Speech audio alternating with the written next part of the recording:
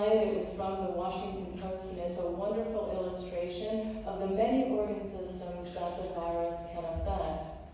Next slide. Measles virus, also commonly known as rubella, has a rash. The symptoms begin about 7 to 14 days after a person's infected, and also fever, runny nose, and red eyes. You're thinking to yourself, this looks like a cold symptom. However, the rash is very diagnostic and very pathognomonic sometimes of a measles virus. That's just a medical term meaning that once you see it, it really does look like measles. The next slide, please. These are classic pictures of measles. Usually starts at the head and works its way down to the body. Next slide, please. Measles is also highly contagious. So in terms of vaccine preventable diseases, almost 9 out of 10 people will contract measles if they're not already vaccinated. So this disease really runs rapidly, and we'll see from a colleague in a minute how rapidly measles can actually spread. There's a term in infectious disease called R0. R0 is the infectivity of a virus. Measles has one of the highest R0s of the vaccine preventable infections. 10 up to 18 people can be infected if no one is vaccinated. Please. There have been also many questions from the public about vaccination recommendations. The good news is there are only 2 doses of the MMR vaccine. That's measles, mumps, and rubella vaccine. Dose 1 is typically given at age 12 to 15 months of age, the second being given around 4 to 6 years old. There's also been some questions about people born before or after 1957 with no immunity. Recommendations currently is if someone is high risk, as in traveling to a measles endemic country, entering college, or health workers, that their immunity should be checked and they should be revaccinated with 2 doses. Next slide, please. I wanted to show you the power to protect of vaccination. You'll see here, this is another disease state called pertussis, or Bordetella pertussis, how dramatically our rates of pertussis have decreased. You'll see here starting in 1922 and moving to 2017, which is the latest from the CDC.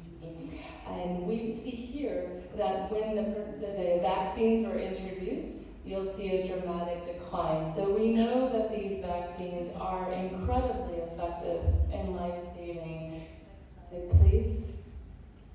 The next slide shows reported pertussis by age group. So you can see if we dial down a little bit, we are seeing an increase by age group, and you can see that the pertussis heavily affects individuals less than 1 year of age, because those groups have the most weakened immune systems of these age groups. And in terms of the source of infection for these infants, it's actually usually grandparents or parents who are not vaccinated. So all the more to make sure the entire family is vaccinated appropriately.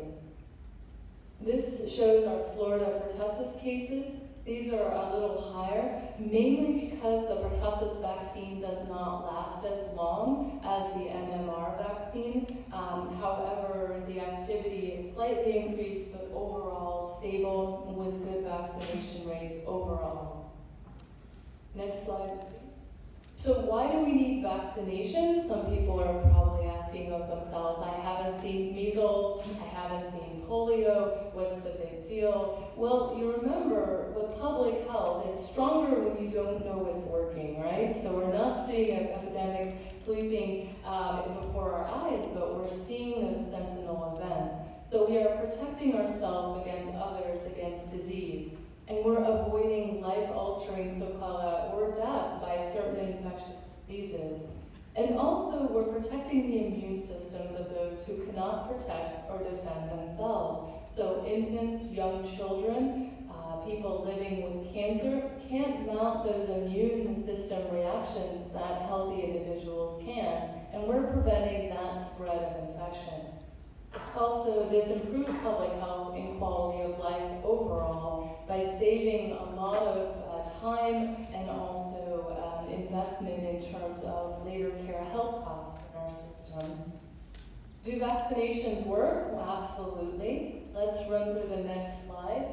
Herd immunity is a term that we use for protecting groups of people, right? Originally used for groups of herds of animals who were vaccinated against certain diseases, and farmers and caretakers would notice that the disease wouldn't spread as quickly if many animals in the group were vaccinated. And the same thing happens in our human populations. You can see on the slide on the left is when people are not vaccinated, and especially with measles, that disease can really run rampant.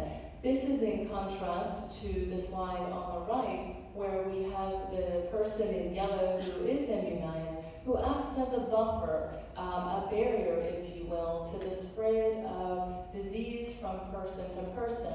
And this has really been key to the success of Florida in vaccination and also nationally thus far in preventing the spread of disease. Remember, measles was considered eradicated in the United States in the year 2000.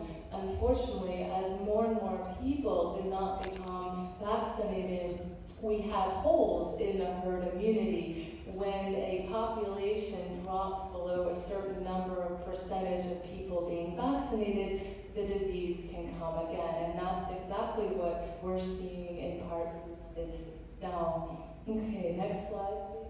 This is a general idea of how vaccines work. Now remember, each virus and each bacteria have their own characteristics. So each vaccine is going to act a little bit differently and have a little bit different persistence or staying power.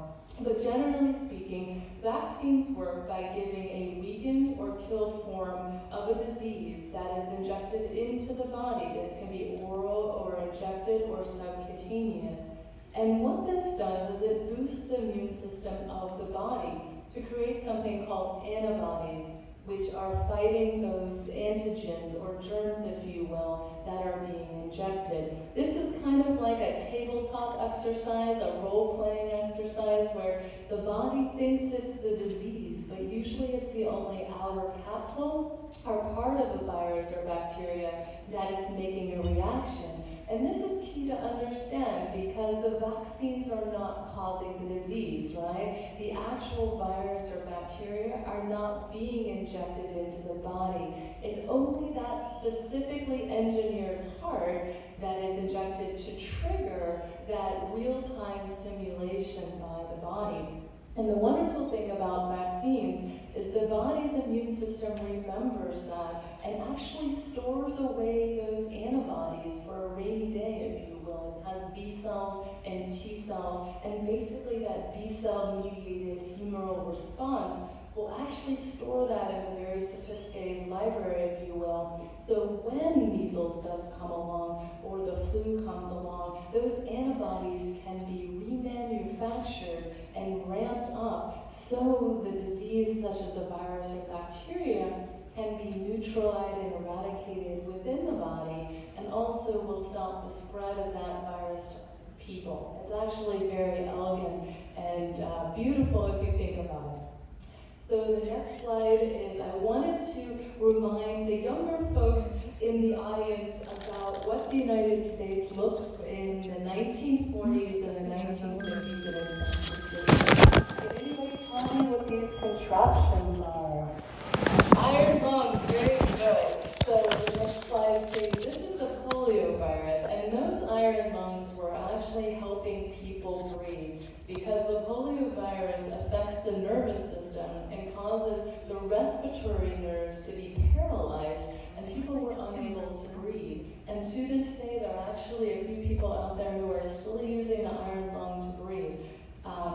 Very few, but it was life-saving for many for a very long time. The polio, you'll see a picture here, is spread through nasal or oral secretions and multiplies in the digestive tract. So it ran rampant through communities in the 1940s and 1950s. Next slide, please. So you'll see very devastating pictures of young